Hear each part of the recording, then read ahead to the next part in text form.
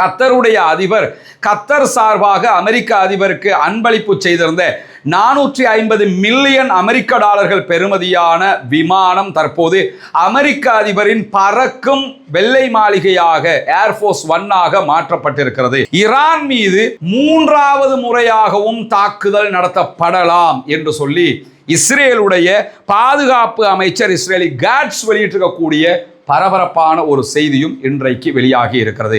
Del அவீவில் இருக்கக்கூடிய தன்னுடைய செல்லப்பிராணியை கட்டுப்படுத்துகிற வேலையை அதிபர் ட்ரம்ப் செய்யணும், இல்லைன்னா டெல் அவீவுக்கு பாடம் படிச்சு கொடுக்க வேண்டி வரும் நாங்க அப்படின்னு இருக்காரு.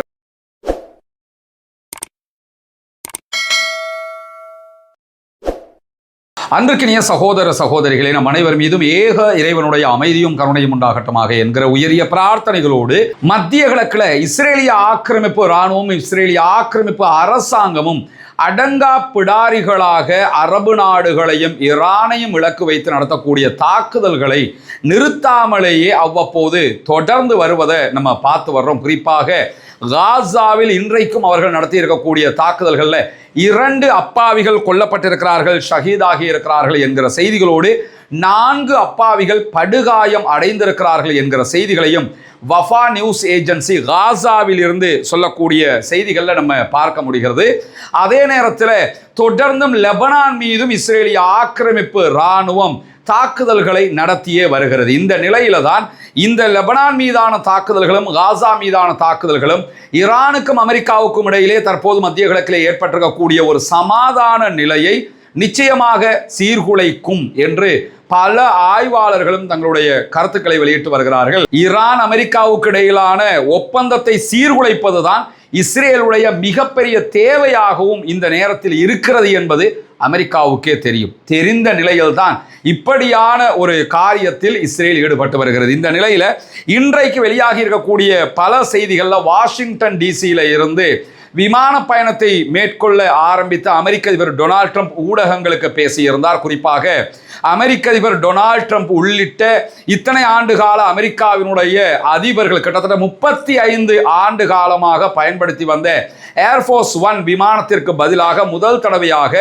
கத்தருடைய அதிபர் கத்தர் சார்பாக அமெரிக்க அதிபருக்கு அன்பளிப்பு செய்திருந்த 450 மில்லியன் அமெரிக்க டாலர்கள் பெறுமதியான விமானம் தற்போது அமெரிக்க அதிபரின் பறக்கும் வெள்ளை மாளிகையாக ஏர்போர்ஸ் 1 மாற்றப்பட்டிருக்கிறது. எனவே ஏர்போர்ஸ் 1 பயணத்தினுடைய ஆரம்பத்தில் தான் இந்த பேட்டி அவர் வழங்கி இருக்கிறார். அதிலே இந்த விமானத்தை சிலாகித்து சொல்லி இருக்கிறார், கத்தரை அவர் பாராட்டி இருக்கிறார் என்கிற செய்திகள் ஒருபுறம் இருக்க, இரண்டாவதாக ஈரானுக்கும் அமெரிக்காவுக்கும் இடையிலான பேச்சுவார்த்தைகள் தொடர்பான செய்திகளையும் அவர் விவரித்திருக்கிறார். அதிலே ஈரானுடைய அணு ஆயுதங்கள் தயாரிக்கிற திட்டங்களை இல்லாதொழிப்பது எங்களுடைய அடிப்படை தேவையாக இருக்கிறது என்பதை மீண்டும் வலியுறுத்தி இருக்கிறார் அமெரிக்க அதிபர் டொனால்ட் ட்ரம்ப். ஆனால் ஈரான் பலவிடுத்தம் சொல்லிட்டாங்க, நாங்கள் அணு ஆயுதம் செய்யவே இல்லை. இஸ்ரேல பேச்சை கேட்டுக்கிட்டு நீங்க தடுமாறினா நாங்கள் அதுக்கு என்ன பண்ண முடியும்? நாங்கள் யுரேனியத்தை செறிவூற்றமே தவிர அணு ஆயுதம் செய்வது எங்களுடைய தேவை அல்ல என்று யுத்தத்துக்கு முன்னாடியும் சொன்னாங்க, யுத்தத்துக்கு பின்னாடியும் சொல்றாங்க. ஆனால் இஸ்ரேலுடைய பேச்சை கேட்டுக்கிட்டு தான் இந்த யுத்தத்துக்குள்ள அமெரிக்க அதிபர் டொனால்ட் ட்ரம்ப் போயிருந்தாரு. இதே நேரத்தில் நேற்றைய தினம் தோஹா கத்தார்ல அமெரிக்காவினுடைய பிரதிநிதிகள் கத்தருடைய அதிகாரிகளை சந்தித்து பேச்சுவார்த்தைகளை நடத்தியிருந்தார்கள். ஈரானோடும் நாங்கள் சுமூகமான நல்ல பல பேச்சுவார்த்தைகளை நடத்தி கொண்டு வருகிறோம். அதே நேரம் நிலைமை எப்படியெல்லாம் முன்னேறி கொண்டிருக்கிறது என்பதை பொறுத்திருந்துதான் நம்ம பார்க்க முடியும் என்பதையும் அமெரிக்க அதிபர் டொனால்ட் ட்ரம்ப் சொல்லியிருந்தாரு. இந்த யுத்தம் ஆரம்பிச்சதுலேருந்து ரொம்ப காமாக பேசிய ஒரு பேச்சாக இந்த பேச்சை தான் ஆய்வாளர்கள் உற்று நோக்குகிறார்கள். காரணம் என்னன்னா, இதில் தான் நாங்கள் ஈரானுக்கு அட்டிப்போம் துவப்போம் இந்த மாதிரி பேச்சு எதையுமே பேசாமல் பேச்சுவார்த்தை நல்ல முன்னேற்றமாக இருக்கிறது என்று சொல்லி அவர் பேட்டியில் பேசுகிற காட்சிகளை நம்ம பார்க்க முடிகிறது. அதை தாண்டி இஸ்ரேலுடைய கிரேட்டர் இஸ்ரேல் என்கிற இடத்திலிருந்து இஸ்ரேலை ஒரு பரந்துபட்ட இஸ்ரேலாக மாற்றுவது என்கிற நிலங்களை கையகப்படுத்துகிற நாடுகளை பிடிக்கிற இந்த கொள்கை தான் அனைத்து நாடுகளுக்கும் அச்சுறுத்தலாக இருக்கிறது என்று மீண்டும் பகிரங்கமாக துருக்கி உண்மையை போட்டு உடைத்திருக்கிறது. தற்போது வரக்கூடிய செய்தி எல்லாத்தையும் நீங்க பாத்தீங்கன்னா துருக்கியோடு முருகி கொண்டிருக்கிறது இஸ்ரேல் என்கிற செய்திகள் வெளியாகி கொண்டிருக்கிறது. துருக்கியை நாங்கள் இன்னும் ஒரு ஈரானாக பார்க்கிறோம் என்கிறது இஸ்ரேல். ஆனா மற்ற நாடுகளில் கை வச்ச மாதிரி லேசா துருக்கியில் கை வச்சிடவும் முடியாது. துருக்கியினுடைய அமைவிடத்தை நீங்க எடுத்துக்கிட்டீங்கன்னா, துருக்கி தான் ஐரோப்பாவுக்கும் அரபு மத்திய கிழக்குக்கும் நடுவில் இருக்கக்கூடிய ஒரு சென்ட்ரல் பாயிண்டாக இருக்கிறது. இதே நேரத்தில் ஈரானுக்கு ரொம்ப நெருக்கமாக இருக்கக்கூடிய நாடாகவும் துருக்கியை நம்ம பார்க்க முடியும். ஏன்னா சிரியா பார்டர்லாம் அதுக்குள்ள வந்துடும். இப்படியான ஒரு சூழல்ல துருக்கியினுடைய ஆயுத பலம் என்பது அபரிமிதமானது. குறிப்பாக நேட்டோ நாடுகளில் அதிகமான இராணுவத்தை கொண்டவர்கள் துருக்கியர்களாக இருக்கிறார்கள். அதே போன்று ஆயுத உற்பத்தியிலையும் நேட்டோ நாடுகளில் ரொம்ப முன்னணியில் இருக்கக்கூடிய நாடுகளில் முக்கியமானதாக துருக்கி பார்க்கப்படுகிற அதே நேரம் துருக்கி என்பது தன்னிடத்தில் சொந்தமாக அணு ஆயுதங்களை கொண்டில்லாத நாடாக இருந்தாலும் அணு ஆயுத ஆதரவு பெற்ற நாடாக உலகத்தில் பார்க்கப்படுகிற ஒரு நாடாக இருக்கிறது. ஏன்னா நேட்டோ கண்ட்ரிகளோட அமெரிக்காவுக்கு இருக்கக்கூடிய ஒப்பந்தம் என்னன்னு கேட்டால், நேட்டோவில் இருக்கக்கூடிய நாடுகளில் பெல்ஜியம், இத்தாலி உள்ளிட்ட நாடுகள்ல எல்லாம் அமெரிக்கா தங்களுடைய நியூக்ளியர் பாம், அதாவது அணு ஆயுதங்களை நிலைநிறுத்தி வச்சிருக்கிறாங்க. அதில் ஆப்ரேட் பண்ணுறது எல்லாமே அந்த அதிகாரம் எல்லாம் அமெரிக்காவுக்கு தான் இருக்கிறது. ஆனாலும் இந்த நாடுகள் அவசரம் கருதினால், அவர்கள் தேவைப்பட்டால் அமெரிக்காவுக்கு அறிவித்து விட்டு, அமெரிக்காவுக்கு தகவல் சொல்லிவிட்டு இந்த நியூக்ளியர்களை பயன்படுத்த முடியும். இதுக்கு நியூக்ளியர் ஷேரிங் சிஸ்டம் சொல்லி ஒன்று வச்சிருக்கிறாங்க இந்த நேட்டோ கண்ட்ரிஸ் எல்லாம். அவங்க கிட்ட இட்டாலிட்ட சொந்தமாக அணு ஆயுதம் கிடையாது. ஆனால் அமெரிக்கா வழியாக அணு ஆயுதம் பவர் கொண்ட நாடாக, ஆதரவு பெற்ற நாடாக இருக்கிறார்கள். இதே மாதிரி தான் அணு ஆயுத ஆதரவு பெற்ற ஒரு நாடாக இருப்பது துருக்கி. அது மட்டும் இல்லாமல் அமெரிக்காவோட ரொம்ப நெருக்கமாக இருக்கக்கூடியவங்களும் அவங்க தான். அதை தாண்டி இந்த நேட்டோ பவர் கொண்ட ஒரு நாடாகவும் அவங்க இருக்கிறாங்க. இந்த நிலையில தான் எப்படியாவது துருக்கியை வம்பு கிழித்துக்கிட்டே இருக்கிறாங்க இஸ்ரேலியர்கள். அடுத்ததாக துருக்கியோட ஒரு மோதல் போக்கை அவர்கள் கடைபிடிப்பதற்கான ஏற்பாடாகவும் அது இருக்கலாம். ஏன்னா எவனோடையாவது சண்டை பிடிக்கணும், எவனோடையாவது யுத்தம் பண்ணணும். அப்படி ஏதாவது பண்ணினா தான் நாங்கள் பார்த்தீங்களா நாட்டுக்காக நிற்கிறோம்னு சொல்லி அந்த நாட்டு மக்களை திருப்திப்படுத்தி ஆட்சியை கண்டினியூ பண்ண முடியும் என்பதற்காக இந்த முயற்சிகளை செய்கிறார்கள் என்கிற செய்திகளை பார்க்க முடியும். அதே நேரத்தில் துருக்கியுடனான ஒரு வார் நடப்பதற்கு வாய்ப்பு இருக்கிறதா என்கிற கேள்விகளை பொறுத்தவரையில் அமெரிக்காவுடைய இராணுவத்தின் முன்னாள் கர்னல்களில் ஒருவரை பேட்டி எடுத்திருக்கிறார் மஹதி ஹசன். அவருடைய பேட்டியில் அவர் சொல்லும்போது வாய்ப்பே இல்லை, ஏன்னா நியூக்ளியர் பவர் ஆதரவு பெற்ற ஒரு நாடாகவும் இருக்கிறாங்க, அமெரிக்காவுக்கு நெருக்கமான நாடாகவும் இருக்கிறாங்க என்கிற செய்திகளையும் அவர் சொல்லி இருப்பதை நம்ம பார்க்க முடியும். இப்படியான சூழல்ல தான் இஸ்ரேல் முதலில் இந்த கிரேட்டர் இஸ்ரேல், எல்லா நாடுகளையும் முடிச்சு இஸ்ரேல் ஆக போறோம்ங்கிற இந்த சிஸ்டத்தை விட்டுறனே, இதுதான் எல்லா நாடுகளுக்கும் அச்சுறுத்தலாக இருக்கிறது என்கிற செய்திகளை சொல்லியிருக்கக்கூடிய சூழல்ல இன்றைக்கு ஈரானுடைய அதிபர் மசூத் பெசக்ஷியன் ஒரு முக்கியமான அறிவிப்பை விடுத்திருக்கிறார். பேச்சுவார்த்தையின் வெற்றியை ஈரான் சுவைத்துக் கொண்டிருக்கிறது என்பதுதான் அந்த அறிவிப்பினுடைய சாராம்சமாக இருக்கிறது. பேச்சுவார்த்தைகள் தொடர்ந்து வரக்கூடிய நிலையில சில நிதி கட்டுப்பாடுகள் தளர்த்தப்பட்டுள்ளதாக ஈரானுடைய அதிபர் Masood Pezeshkian Fox news agency வெளியிட்டிருக்கக்கூடிய செய்தியில சொல்லியிருப்பதை நம்ம பார்க்க முடியும். ஈரான் மீதான பொருளாதார தடைகள் எல்லாமே நீக்குவோம் சொல்லி அமெரிக்கா ஒப்புக்கொண்டிருக்கிறாங்க. அதிலும் குறிப்பாக பல நாடுகளில் முடக்கப்பட்டிருக்கக்கூடிய ஈரானுடைய சொத்துக்கள் விடுவிக்கப்படும். அதில் முதலாவதாக கத்தரில் முடக்கப்பட்டிருக்கக்கூடிய $12 பில்லியன் பெறுமதியான சொத்துக்கள், $6 பில்லியன் பெறுமதியான சொத்துக்களை முதல்ல விடுவிப்பதாக ஒப்புக்கொண்டிருந்தார்கள். அந்த அடிப்படையில் சில நிதி கட்டுப்பாடுகள் தளர்த்தப்பட்டிருக்கிறது என்கிற செய்திகளை வெளியிட்டிருக்கிறார் ஈரானுடைய அதிபர் மசூத் பெசக்ஷியன்.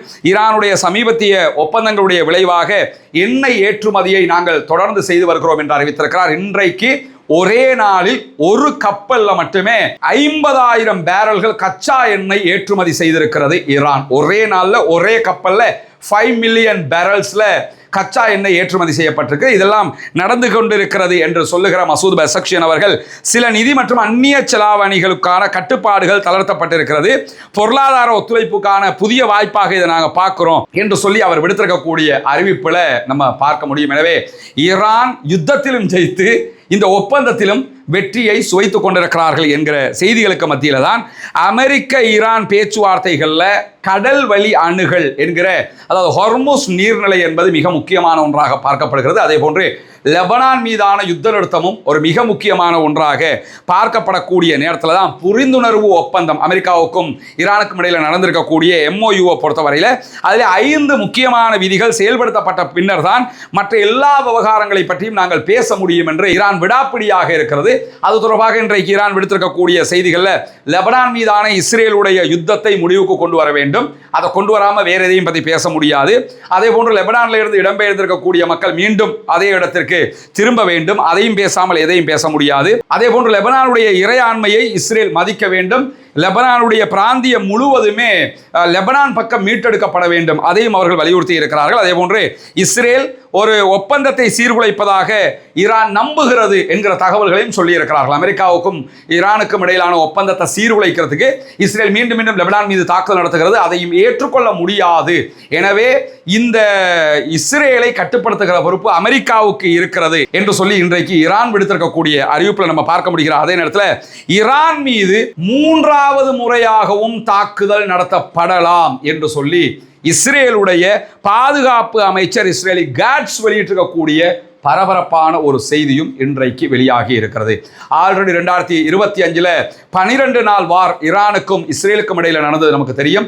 2வது யுத்தம் 40 நாட்கள் அமெரிக்காவும் இஸ்ரேலும் இணைந்து ஈரானோடு சண்டையிட்டது. அதிலையும் இருதரப்புமே தோல்வி அடைந்திருக்கிறார்கள்.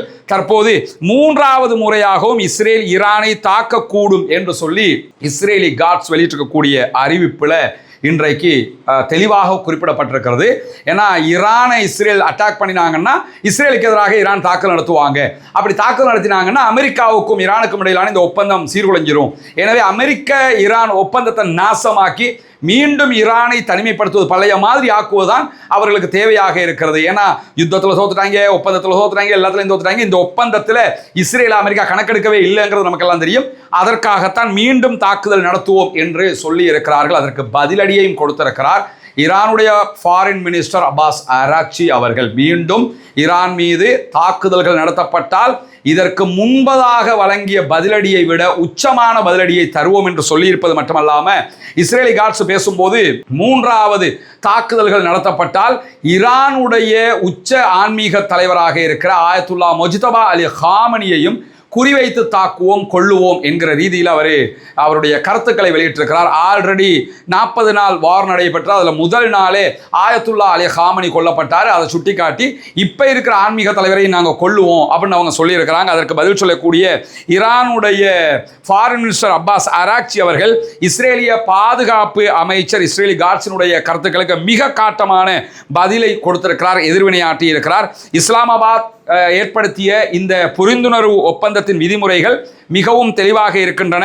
அனைவரும் பார்க்கிற வகையில் வெளிப்படையாகவும் இந்த ஒப்பந்தங்கள் இருக்கிறது என்று சொல்லக்கூடிய அப்பாஸ் அராக்சி அதிபர் ட்ரம்பை நோக்கி, அமெரிக்க அதிபர் ட்ரம்பை நோக்கி சொல்லும் போது என்ன சொல்றாருன்னா, டெல் அவீவில் இருக்கக்கூடிய தன்னுடைய செல்லப்பிராணியை கட்டுப்படுத்துகிற வேலையை அதிபர் ட்ரம்ப் செய்யணும், இல்லைன்னா டெல் அவீவுக்கு பாடம் படிச்சு கொடுக்க வேண்டி வரும் நாங்க அப்படின்னு இருக்காரு. உங்க நாயை நீங்க கட்டி போடுங்க, இல்லைன்னு சொல்லி சொன்னா நாங்க அதுக்கு பாடம் படிச்சு கொடுக்க வேண்டி வரும் அப்படின்னு சொல்லி வெளிப்படையாகவே இன்றைக்கு ஈரான் மீது தாக்குதல் நடத்தப்பட்டால் அதி உச்ச பதிலடி தாக்குதல்களை கொடுப்போம் என்பதை ஈரானும் சொல்லி இருக்கிற அதே நேரம் ஈரான் அணு ஆயுதங்களை கொண்டிருக்கிறது என்று சொல்லி நெதன்யாகு அமெரிக்க அதிபர் டொனால்ட் ட்ரம்பை பொய்யை சொல்லி நம்ப வைத்தார் என்று சொல்லி இஸ்ரேலுடைய முன்னாள் இராணுவ தளபதி இன்றைக்கு வெளியிட்டிருக்கக்கூடிய அறிவிப்பு பரபரப்பை உண்டாக்கி இருக்கிறது.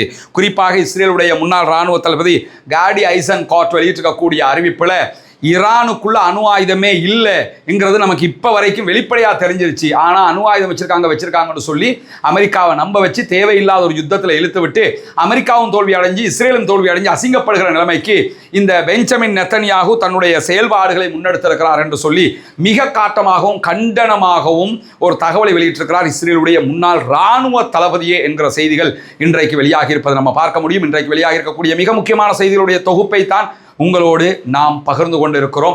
தொடர்ந்து இணைந்திருங்கள். ரஸ்மின் மேகசின் நியூஸ் மற்றும் ரஸ்மின் டாக்ஸ் ஆகிய 2 சேனல்களோடு வரக்கூடிய உண்மை செய்திகளை உடனுக்குடன் உங்களோடு பகிர்ந்து கொள்வதற்கு தயாராக இருக்கிறோம்.